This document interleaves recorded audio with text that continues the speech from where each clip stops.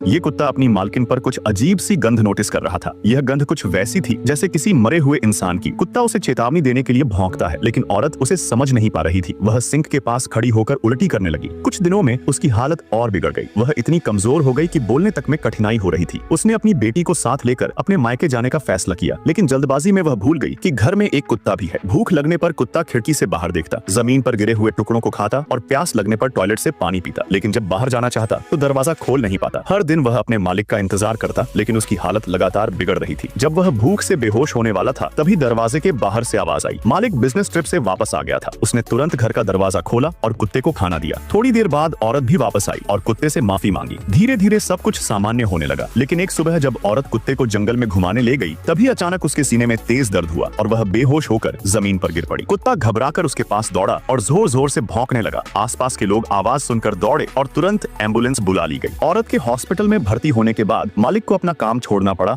और बेटी की देखभाल की जिम्मेदारी उठानी पड़ी। शुरू में बहुत गलतियां हुई, लेकिन धीरे धीरे उसने अपनी बेटी की जरूरतों का ध्यान रखना सीख लिया। कुछ महीनों बाद ऑपरेशन सफल रहा और औरत अपने माता पिता के घर वापस आई। अब उसने अपने लंबे सुनहरे बाल काट दिए थे और उसका चेहरा पहले से ज्यादा सुस्त हो गया था। कुत्ता हर वक्त उसकी देखभाल में लगा रहता, चाहे वह खुद कितना ही थका हो। वह नींद को नजरअंदाज कर उसकी सुरक्षा में जुटा रहता, लेकिन डॉक्टरों की पूरी कोशिश के बावजूद कैंसर का फैलाव नहीं रोका जा सका। उस रात कुत्ता चुपचाप एक कोने में बैठा अपनी मालकिन को देख रहा था। औरत ने मुस्कुराते हुए उससे कहा, अब मुझे मौत से डर नहीं लगता। आने वाले दिनों में तुम अपनी छोटी बहन का ध्यान रखना। कुत्ता धीरे धीरे उसके करीब गया और उसके हाथ को सूंघने लगा। उसे महसूस हो रहा था कि यह उसकी मालकिन का आखिरी अलविदा है। अगली सुबह औरत हमेशा के लिए सो गई। मालिक और कुत्ता गहरी उदासी में डूब गए। फिर भी वह हर दिन उसकी बेटी के पास रहता, जैसे कि उसने अपनी मालकिन से किया हुआ वादा निभाने की ठानी हो। वैसे क्या आपने कभी अपने पालतू जानवर की ऐसी वफादारी देखी है? वीडियो को लाइक करके अपनी राय नीचे कमेंट में जरूर बताएं।